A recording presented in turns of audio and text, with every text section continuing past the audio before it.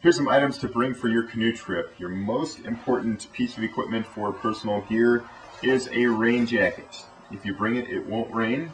If you do not bring your raincoat, it will rain for sure. Definitely get something a few steps up from the poncho. Poncho is good in the summertime. It's not going to do you any good in the spring or fall. And even in the summertime, you're better off with a jacket. You want a jacket that's going to provide some warmth for the evening, kind of around the fire. I suggest wool. It dries fast. Polypropylene, something that's going to dry fast. Try to avoid cotton as much as possible with all of your clothing.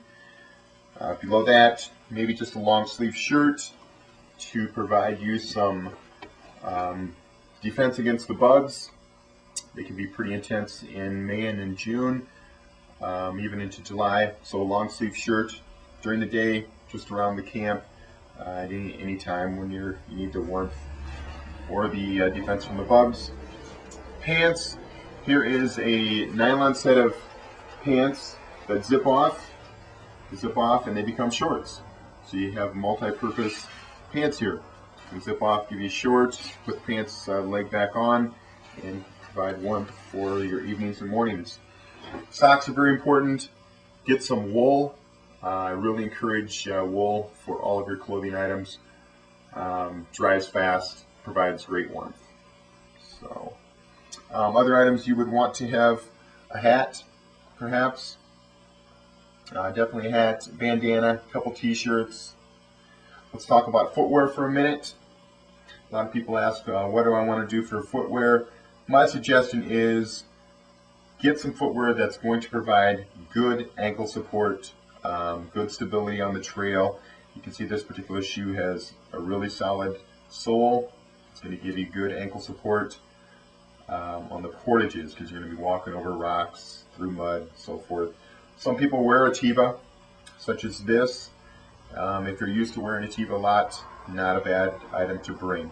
So you only have one shoe that's going to be wet during the day, another shoe that's going to be dry for around camp at night, or vice versa. This is an item you want to stay away from. The thongs, the sandals. This thing doesn't provide any support on the trail. It's going to come off, it'll get stuck in the mud, you'll be looking for it, you'll be barefoot before the end of the trip. So avoid the thong, that's a no. Other items, flashlight for around camp at night, either headlights or the little mag light. During the day, you're going to need some sunglasses, hopefully the sun will be out.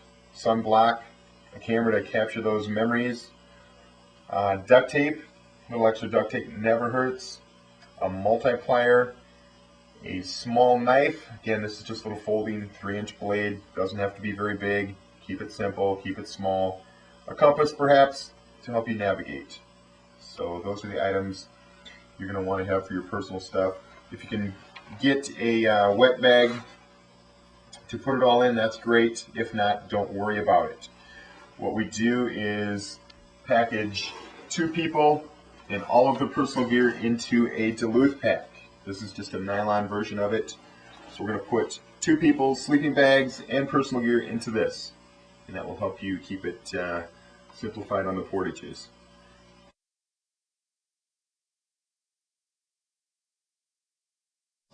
Here's some additional optional items that you may want to consider for your canoe trip, especially if you're going to be traveling in the spring or in the fall when it's a little cooler in the mornings and in the evenings. Wool gloves. Again, I'm really a big fan of wool. Dries fast, has good warmth capacity. A wool top, wool pants, the bottom would be ideal as well. A wool hat for while you're sleeping. This is an item that you can stuff clothing into. It's just kind of an envelope pillowcase. Stuff things into and it'll provide a pillow for you. The wool cap will keep you really warm at night when it gets cool. Water filter. Recommended to filter your water. Although the body water is drinking quality water, the Forest Service recommends that you filter it.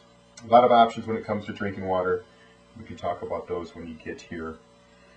Another fall or spring item you would definitely want to have is a rubber boot of some capacity. This happens to be a neoprene but you can get anything all over the spectrum. Something that's going to be high enough and prevent the water from coming over the boot when you step out of the canoe. And also something that gives you good support in the ankle and in the foot on the portages. Water bottle, you can never have enough water bottles. A book.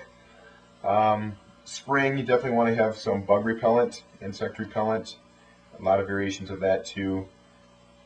A hatchet isn't always necessary, but a wedge like this will help you split wood for when it is damp and you need to get some wood split to get a good fire going.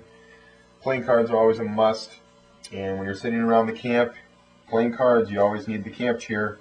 So a little camp chair of this variation, light, simple, it doesn't have any moving parts except the buckles.